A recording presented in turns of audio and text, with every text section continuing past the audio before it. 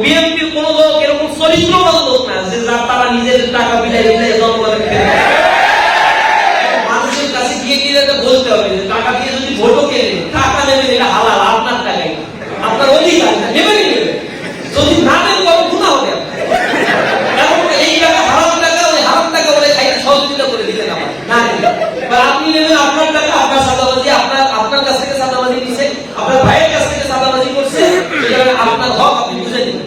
Vote দেওয়ার ক্ষেত্রে দেন না। নতুন বাংলাদেশের বন্দোবস্তের সুযোগ আমাদের এসেছে, তাদের কাছে বাংলাদেশ নিরাপদ। এখন পর্যন্ত 185 জনকে তারা হত্যা করছে নিজের আত্মকন্দলে। তাদের হাতেও অনেক মানুষ হত্যা হয়েছে।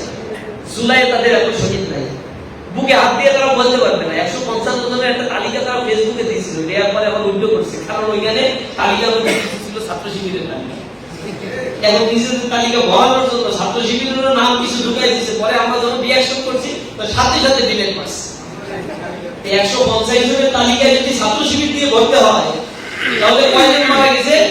জুলাই আন্দোলনে যাদের কন্ট্রিবিউশন এত কম ছিল, জুলাই পরবর্তী 1 বছরের ব্যবধানে 185 জনকে তারা হত্যা করছে। এত হিংস্র। আর নির্বাচনের আগ পর্যন্ত এই সংখ্যা হাজারের কাছাকাছি গিয়ে থাকে। এখনো যেখানে মারামারি হবে এরকম 70টা জায়গায় তারা কোনো ক্যান্ডিডেট ঘোষণা করে, 70টা আসলে কোনো ক্যান্ডিডেট ঘোষণা করে না। কারণ তারা জানে যে 70টা আসলে ক্যান্ডিডেট ঘোষণা করলে রক্তের বন্যা হয়ে যাবে। ভোট কেন্দ্র দখল করে একবারে দখল করে নিয়ে ক্ষমতায় চলে যাব এবং হুমকি দামকি দিয়া ভোট কেন্দ্র দখল করবো, হুমকি দামকি দিয়া ভোট কিনে দেবো, এগুলো আর হবে না। মানুষের কাছে মানুষের দৃষ্টিভঙ্গি পাল্টে গেছে। টাকা দিয়ে এখন ভোট কেনা যাবে। মানুষের কাছে আপনারা বলবেন যে সাদাবাজি তারা করছে, নির্বাচনের আগে যদি পার হেড তারা অন্তত 10,000 করেও টাকা দেয় পার হেড জনগণকে বাংলাদেশে, তাহলেও তাদের সাদার পরিমাণ টাকা যোগ করে হবে। এত পরিমাণে অলরেডি তারা সাদাবাজি, টেন্ডারবাজি, দখলবাজি করে ফেলছে।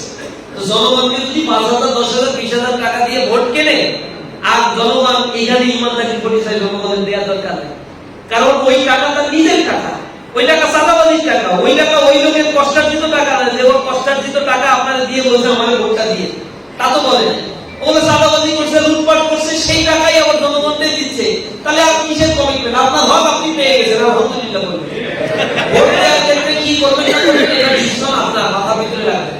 আর যদি এরকম 5-10 হাজার টাকায় নিজের ভোট বিক্রি করেন, একে তো নিজের টাকা সাদাবাজি করলে একজন, সে আবার ওই টাকা আপনাকে দিল, ও তো সব দেয়। ও 2,000 কোটি টাকা, 200 কোটি, 500 কোটি টাকা সাদাবাজি করে হয়তো 100 কোটি টাকা বিলাই দিলাবে এবং ক্ষমতায় গেলে ওই 100 কোটি টাকা আবার আদায় করা, এটা আদায়ও করবে। ওগুলো আর নিজের টাকা না, নিজের পকেটের ব্যবসায়িক টাকা কোনোদিনই সে বিলায় না।